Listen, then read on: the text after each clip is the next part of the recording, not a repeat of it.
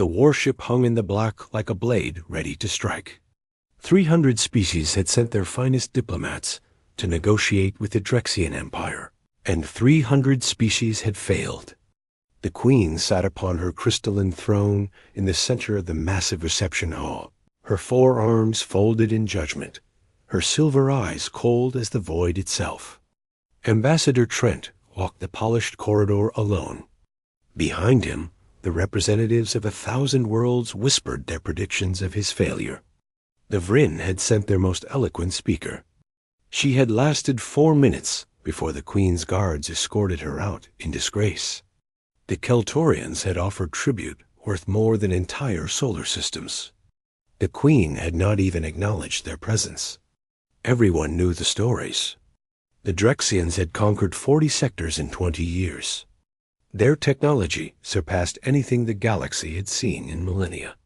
Their military moved like a tide, unstoppable and merciless.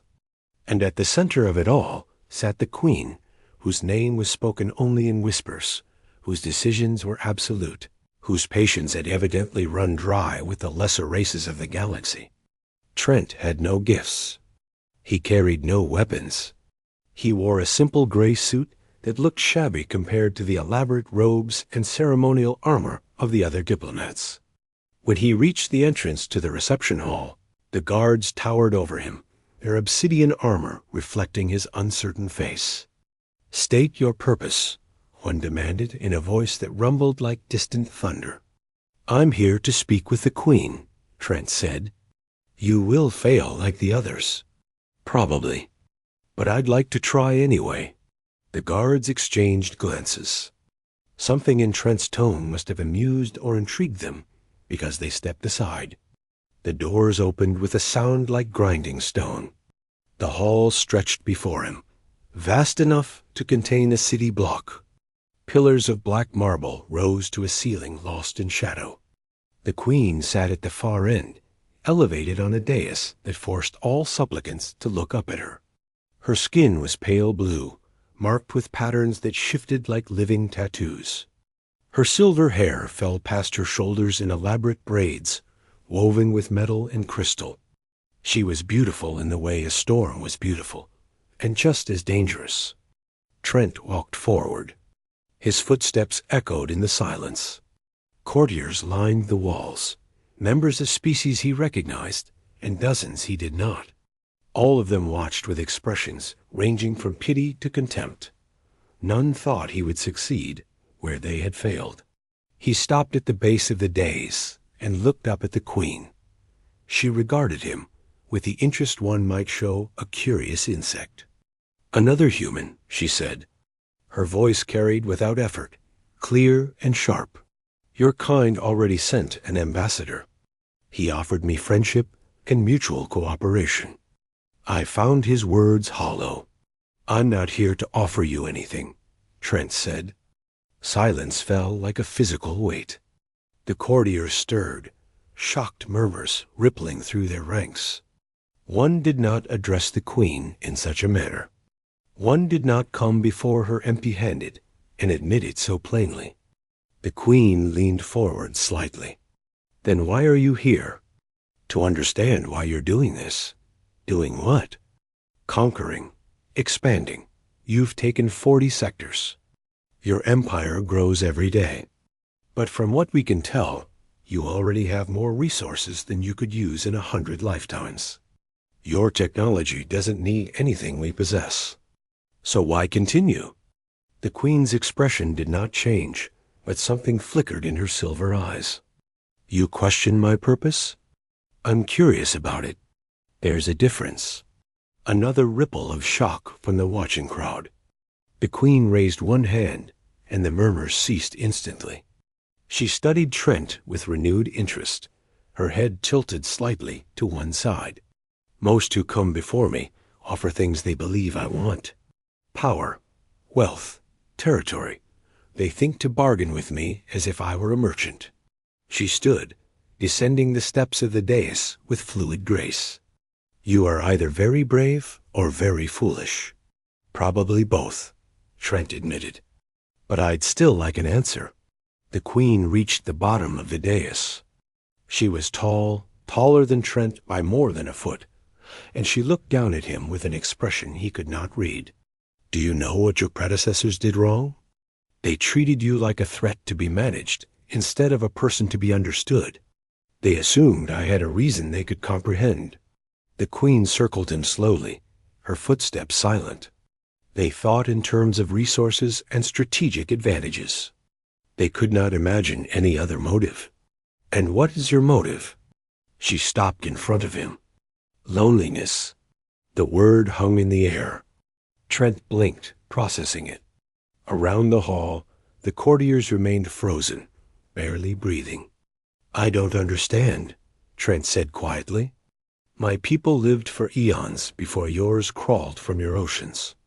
We built wonders that have crumbled to dust while your species was learning to make fire. We reached heights of civilization that you cannot imagine." The Queen's voice carried a weight of ages.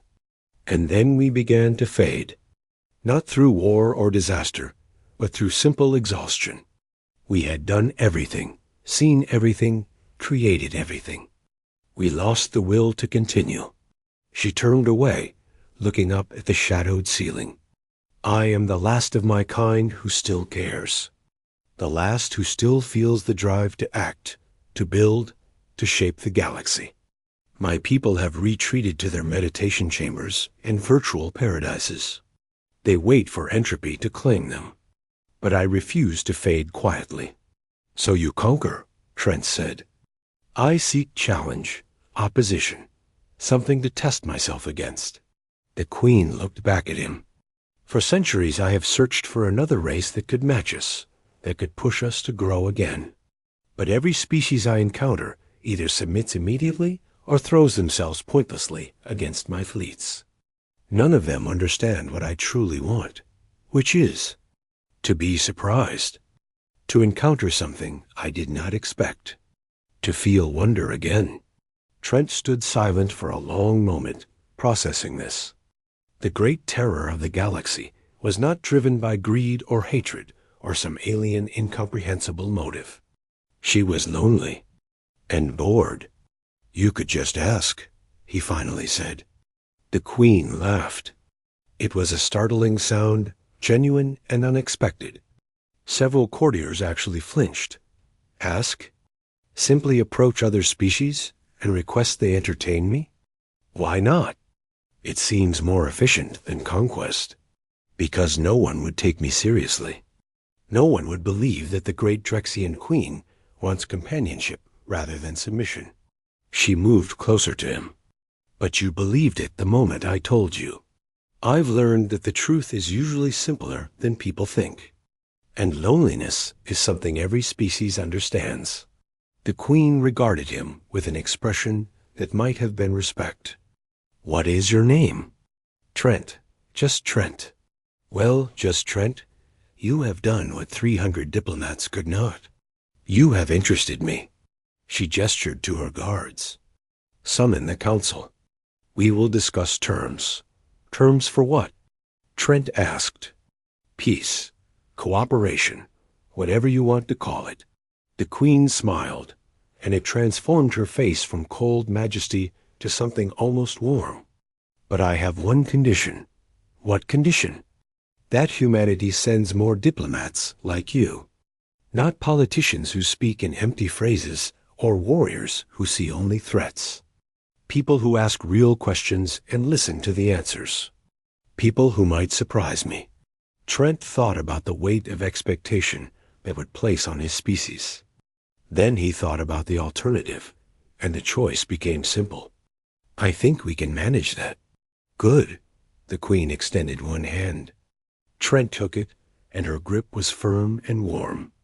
"Perhaps you humans will be the challenge I have been seeking. Perhaps you will teach an old species new ways to feel wonder. Or maybe we'll just share some interesting conversations," Trent suggested. The Queen laughed again, and this time the courtiers joined in, the tension breaking like a wave. Around the hall, the representatives of 1,000 worlds watched in amazement as the human diplomat achieved the impossible simply by treating the terrifying Queen like a person. As Trent left the hall later, surrounded by Drexian advisors eager to begin negotiations. He reflected on the strangeness of it all. The greatest military threat in the galaxy had been disarmed not with weapons or wealth, but with honest curiosity and basic empathy. It was very human, he supposed, to stumble into galactic peace by accident. Behind him, in the reception hall, the Queen sat upon her throne and smiled at nothing in particular. For the first time in centuries, she felt something she had thought lost forever. She felt hope.